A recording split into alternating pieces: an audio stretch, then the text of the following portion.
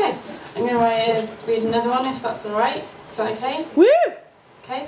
I don't have an excuse for this one because it wasn't written by children, it was written for another child. And it's called Salmon Ella.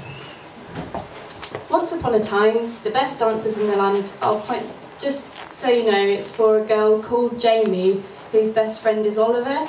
So that's why this is in here. Once upon a time, the best dancers in the land were also the best of friends, and their names were Jamie and Oliver. They practiced all year and danced for the rest, and were loved all over the world. Then one sunny day came the world semi-final, and they danced the dance of their life. The audience cheered and stood and clapped, and flowers were thrown at their feet. Jamie smiled and Oliver bowed. The room was full with their grace. That night they slept well and had happy sweet dreams, for their families had nothing but praise. They awoke the next day to a beautiful scene, and decided to go for a walk. Down tracks, through woods, by rivers they went, till they were tired out. How dare you? They sat on a rock and looked at the water, which sparkled under the sun. Then Jamie noticed something sparkling a little bit more than the rest. A pink, shiny thing moved closer to them and popped up its bright, wet head. "Well, hello," it said, in a voice made of silk, unlike mine because I'm male. Very sorry. As the dancers stared at the fish. "Hello," they said back, and wondered how this fish could speak. "I'm not any old fish," it said. It seemed to read their minds. "I've heard about you," cried Oliver, "but I can't remember much." "You're Queen of the River," Jamie said. "Your name's Salmon Ella." The pink thing winked and grinned at the pair, who suddenly weren't tired anymore. "I think we should go," said Oliver. "We're late for our dinner." Jamie took his hand, and the pair got up on their feet. "But dinner's right here in the forest, if you just look for it." Salmon eyes looked up at them with kindness. "Just over there, that tall tree scare, and pudding's not far away." "Pudding?" The children's eyes lit up. Their teeth were sweet as their feet. The salmon grinned a horrible grin. The children should have known better.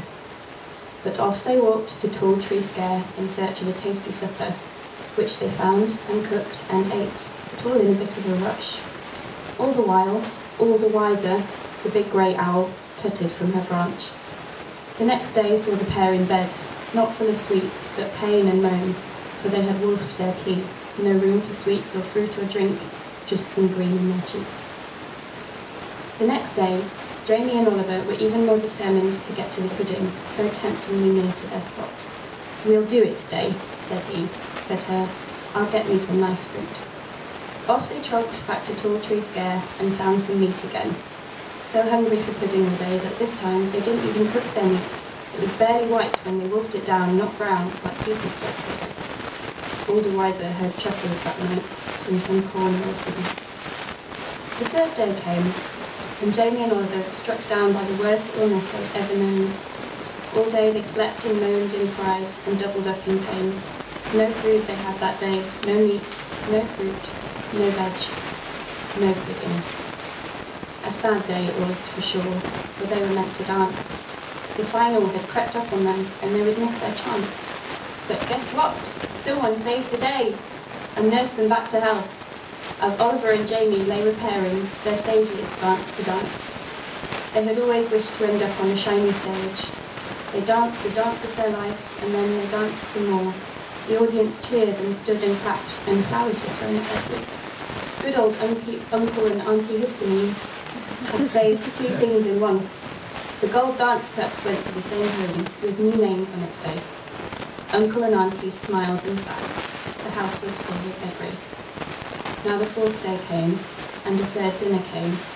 Now, I'm not going to name names, but the family feasted on fruits and chocolate, every pudding you can dream, but only after a big, pink, shiny dinner that their owl friend had roasted for a long, long time. The end.